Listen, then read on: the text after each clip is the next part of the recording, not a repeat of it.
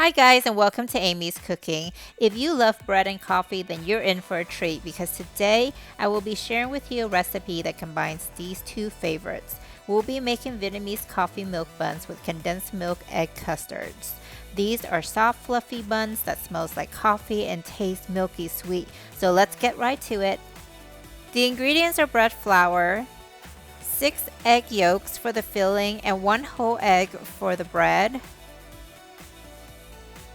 condensed milk for the bread and the custard, milk, water, sugar, salt, yeast, butter, and coffee. Let's begin by making the coffee for the dough. We'll be using this Vietnamese drip coffee apparatus, which has the filter chamber,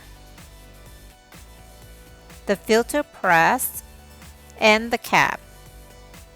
Start by adding the coffee to the filter chamber.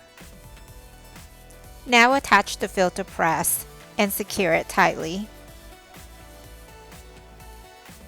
Then add boiling water to start brewing the coffee. You will notice at first the water will go through the filter fairly quick and some of the coffee will actually pass through as well. Therefore, we'll toss this first filtration. It's essentially used to just bloom the coffee and kind of get things evenly distribute. Once the water is completely drained, go ahead and add more boiling water and then we will start collecting from this point. You will notice that the coffee should drip down from the filter very slowly. This is actually the unique characteristics of a Vietnamese drip coffee using a thin filter. Keep adding hot water and allow the extraction to take place until you have at least a half cup of brewed coffee. Using this method with the many layers of filters, it allows water to pass through very slowly and the end product is this amazing, rich, flavorful, strong coffee that even when we add it to the bread, it still retains an amazing taste and smell. Now that we have the coffee, let's prepare the wet ingredients. First, add the coffee solution, followed by the sugar, then the milk and condensed milk. Give it a quick mix until the sugar is completely dissolved, then set it aside while we add the flour and the salt to a mixing bowl. Combine them well, then make a little small well in the middle and begin pouring in the coffee solution, the egg, the butter, and the yeast. Okay, we're ready to make the dough.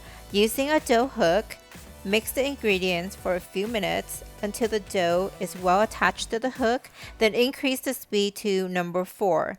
Now, if you've seen any of my previous bread making videos, then you know I love to work with wet dough. There's nothing wrong with having increased moisture, which will give you fluffier bread with a better taste. So don't be afraid of wet dough, which this dough is going to be relatively wet. But after kneading it for about 10 minutes, it should be very soft, smooth, and easy to work with. Now we're going to form into a ball and we're going to let it rest until it's double in size. So grease your mixing bowl with a little bit of Pam or cooking oil and then we're going to place the dough back in and cover it with plastic wraps. Now while our dough is proofing, let's prepare the fillings, which is a simple combination of condensed milk and egg yolk, but it tastes absolutely amazing. Now combine the two, blend it well, and then cook on low heat until you get a paste-like consistency. Now make sure you stir continuously so it doesn't curdle. Once it's paste-like, remove from the heat and cover with plastic wraps to prevent the surface from crusting, and then place it in the refrigerator until ready to be used.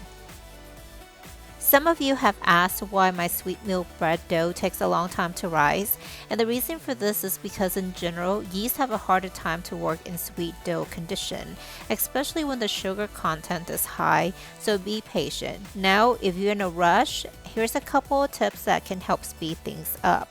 One, if you have a proofing option in your oven, use that. If you don't, you can also proof it in the oven by preheating it to the lowest setting, so around 170 to 175 degrees Fahrenheit for a few minutes. Turn off the oven, then now place the dough in the center and allow it to proof until double. Another option you can do is leaving it outside if it's a hot day until it's double in size. Or you can also increase the yeast content by a teaspoon or so to kind of help speed the process along. Alright, so back to our dough. It's been double in size. What I'm doing here is I'm dividing it in 12 equal parts so that we will be making 12 buns.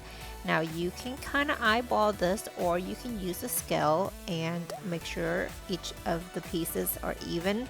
I like to use a scale because I do want all the buns to come out fairly equal in size. It just looks way better that way, but it is up to your preference. Now once you have all 12 divided up, we're going to start rolling and shaping it into our buns.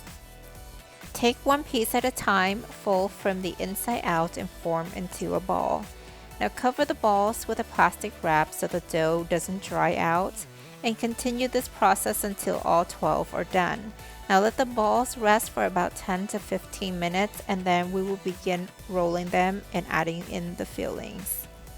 In the meantime, remove the filling from the refrigerator, set it aside, and also we're going to grease the baking tray with a little bit of cooking oil or pan.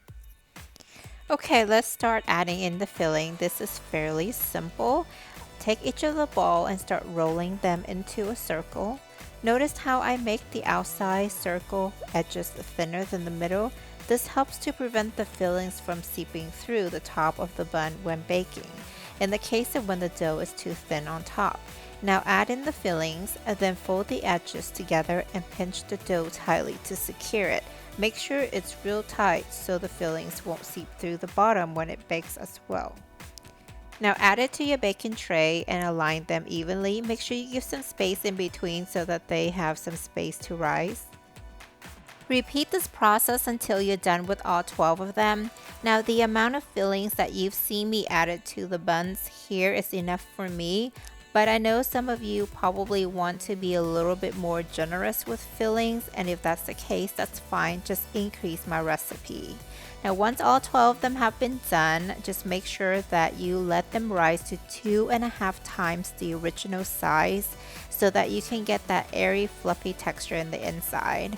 Once they are ready to go into the oven, you're going to preheat the oven to 320 degrees and we're going to bake it for 20 to 22 minutes.